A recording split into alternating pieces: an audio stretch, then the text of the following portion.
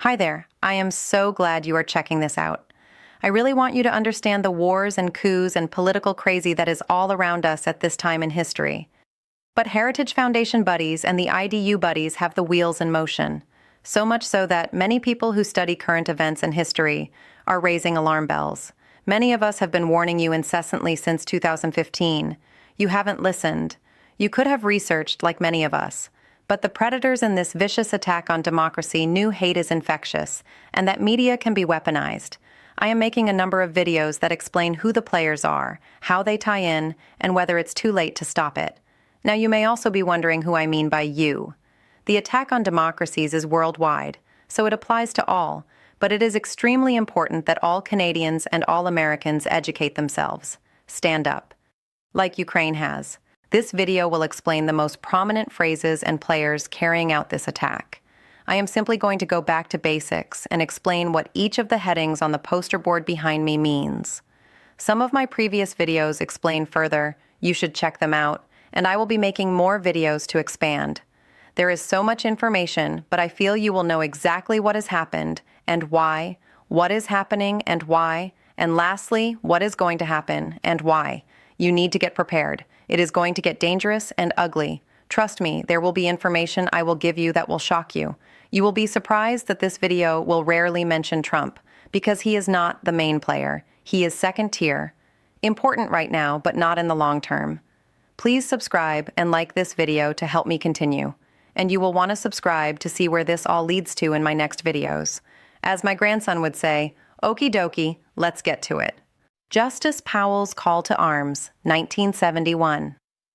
Back then, a corporate lawyer named Lewis Powell, who later sat on the Supreme Court, sent out a massive wake-up call to the big business world. Politicians were becoming too for the people, and corporate America was losing power. He basically told corporate America that they were under attack by 1960s radicals, and that they needed to stop being polite and to start getting aggressive. He urged businesses to get organized, fund their own think tanks, and take over the conversation in schools and the media. It was the blueprint for how big money started taking a much more powerful seat at the table in Washington. This has been the plan for over 50 years. From this plea, the Heritage Foundation was created, the Heritage Foundation and Mandate for Leadership. In 1973, a group of conservatives and corporations decided they needed a permanent brain trust in D.C. to fight for their side, so they started the Heritage Foundation. They didn't just want to talk, they wanted to provide a play-by-play manual for how the government should be run. By the time Ronald Reagan was elected, they had written a massive book called The Mandate for Leadership. It was basically a to-do list of over 1,000 pages on how to cut taxes for the rich, trim the fat in government, have the rich and rich corporations take back their power while pushing conservative values. Reagan actually handed it out at his first cabinet meeting, and it completely changed the way D.C. worked while laying the foundation for oligarchical takeover we see today. The International Democratic Union. Think of the IDU as a worldwide club for center-right political parties. It was started in 1983 by big names like Margaret Thatcher and George H.W. Bush. Its purpose was to spread the Heritage Foundation's mandate for leadership. The idea was pretty simple. If you're a political party in the US, the UK, or elsewhere in the world, and you believe in free markets and individual liberty, you should be talking to each other, working with the IDU for elections, and to spread oligarchical rule. They share notes, help each other with campaign strategies, like this one. Few people know that Mike Roman was sent to corrupt the U.S. election by the IDU. The goal is to make sure the Heritage Foundation and the IDU vision for the world is installed. It's basically international networking of monies and like-minded leaders to make sure they aren't fighting their battles. 1. Of course, when you are fighting for oligarchical rule, your money pits are endless. Now, some people believe in the beginning the IDU was honorable. I do not. Justice Powell was clear, the Heritage Foundation implemented his call, and the IDU was created to work the world back to rich rule. Of course, you are free to make your own decision. Project 2025 is basically the leadership mandate used as the base and updated as the newest game plan on the block. put together by the Heritage Foundation and a bunch of other conservative groups starting in 2022. It was essentially a massive rehearsal and guide for the next time a conservative president takes the White House. And in walked Trump. They aren't just writing policy papers for America and Canada. They've built a database of thousands of people ready to go around the world. They had already recruited thousands before their election to work on day one to replace career government workers in the U.S. federal government. They required no skills, just loyalty to the Republican Party and the Heritage Foundation plan. The goal is to hit the ground running and completely overhaul the federal government from the inside out, making sure the president in the U.S. and the prime minister in Canada has total fascist control over the agencies that usually run themselves, despite the political party in office. That is gone in the U.S., but Canada still has a chance to stop the attack. Although in Ontario, Alberta, and Saskatchewan, I see some of the warning signs. I think I should explain the Monroe Doctrine now. Many are familiar with it, but most are not. The wars, the coups around the world are deals that are being made to redraw world borders. If you see a bombing like in Sudan or Nigeria, they were backroom payments to other leaders. For other commodities, the deals. You do this and I give you that. All on the name of the Monroe Doctrine. Think of the Monroe Doctrine from 1823 as the original no trespassing sign the U.S. put up on the front lawn of the entire Western Hemisphere. Back then, a lot of European kings were looking to mess around in South and Central America to get their colonies back. The U.S. basically stood up and said, "Listen here, you stay on your side of the pond and we'll stay on ours. If you try to set up shop or bully anyone over here, we're going to take it personally and treat it like a direct threat to our house." It was the U.S. way of telling the old world powers that the Americas were closed for new business, and that the U.S. was Big Brother on this side of the Atlantic. I like to explain it like the U.S. and Puerto Rico, mostly together and part of the United States, which leads us directly to Trump's corollary. It was entered into the federal government site. You can read it for yourself. Be it Project 2025 or Trump's corollary, the Heritage Foundation and the IDU are letting it all hang out. If the Monroe Doctrine was the no trespassing sign, the Trump corollary, which was just laid out in the 2025 National Security Strategy, is more like saying, "This is my neighborhood, and I'm going to run it exactly how I want to keep my own house safe." By running it, he means all of the Western Hemisphere. Essentially, it says that the U.S. is done being the world's atlas, carrying everyone's problems, so it's bringing the focus back to our own backyard, the Western Hemisphere.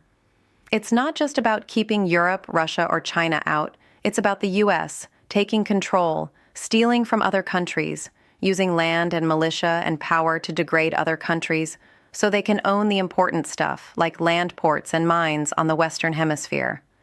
Christo-fascism has taken a back seat to the use of fascism to describe the attack on democracies. Nonetheless, it is Christo-fascist. When people use the term Christo-fascism, they are worried about a version of government where a specific type of extreme religious belief is forced on everyone by the state. It's the fear that the church and the government become one and the same, using power to silence anyone who doesn't fit the mold. It's essentially the idea of using the Bible as a legal code and using the police or the courts to make sure everyone follows it, whether they believe in it or not. There is no democracy in it, and it is already part of the U.S. policy. I think the two biggest players in Canada in this anti-democracy ploy that almost always goes hand in hand with the destruction of democracy are Leslyn Lewis and Danielle Smith. The New World Order. This is a term that's been around a long time, and it usually refers to the belief that a small group of shadowy elites is working behind the scenes to get rid of national borders and set up a single global government. It's the idea that your local freedom and your country's sovereignty are being traded away for a worldwide system run by bankers and bureaucrats that you didn't vote for. People who talk about the New World Order are usually worried that they are losing independence to a global club that doesn't care about the average worker. Like all things Heritage Foundation and the IDU, they flipped the narrative, weaponized the media until MAGA bought their lie, that the New World Order was the liberals' plan.